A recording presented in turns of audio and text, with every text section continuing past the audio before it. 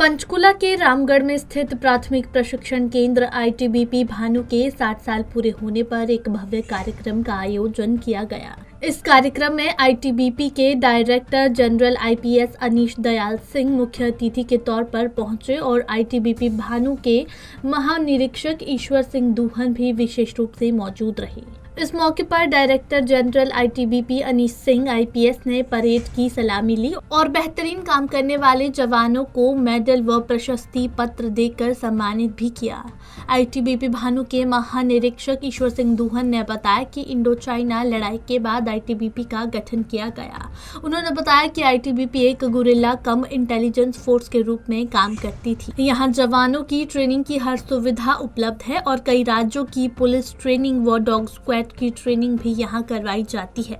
ये बीटीसी का diamond jubilee है। हम लोग 60 साल पूरे कर रहे हैं और बीटीसी हिंदुस्तान इंडो चाइना जब लड़ाई हुई उस दौरान पे आईटीबीपी का गठन हुआ 24 अक्टूबर 1962 को और ये ट्रेनिंग सेंटर करेरा में एस्टेब्लिश हुआ।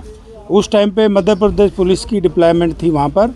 14 नवंबर से 1962 से ये ट्रेनिंग सेंटर वहाँ पर शुरू हुआ और इसके प्रथम जो कमांडेंट थे W.A. गिब्सन, वो एमपी काडर के आईपीएस अधिकारी थे और अन्य आईपीएस अधिकारियों के सहयोग से 2 बटालियनों की ट्रेनिंग करेरा कैंपस में शुरुआत की गई और इस तरह से आईटीबीपी की 4 बटालियनों के साथ में 1962 में ट्रेनिंग शुरू हुई।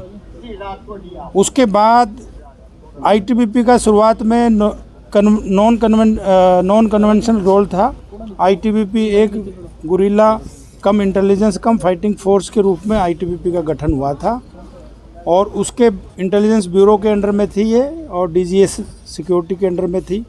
1972 में आईटीबीपी की जो कमान है वो एमएचए को दे दी गई क्योंकि बॉर्डर की डिप्लॉयमेंट की ज़्यादा आवश्यकता थी और फिर आईटीबीपी का रीऑर्गेनाइजेशन हुआ। रीऑर्गेनाइजेशन में जो बेसिक ट्रेनिंग सेंटर है वो करेरा से शिफ्ट होकर कुल्लू गया।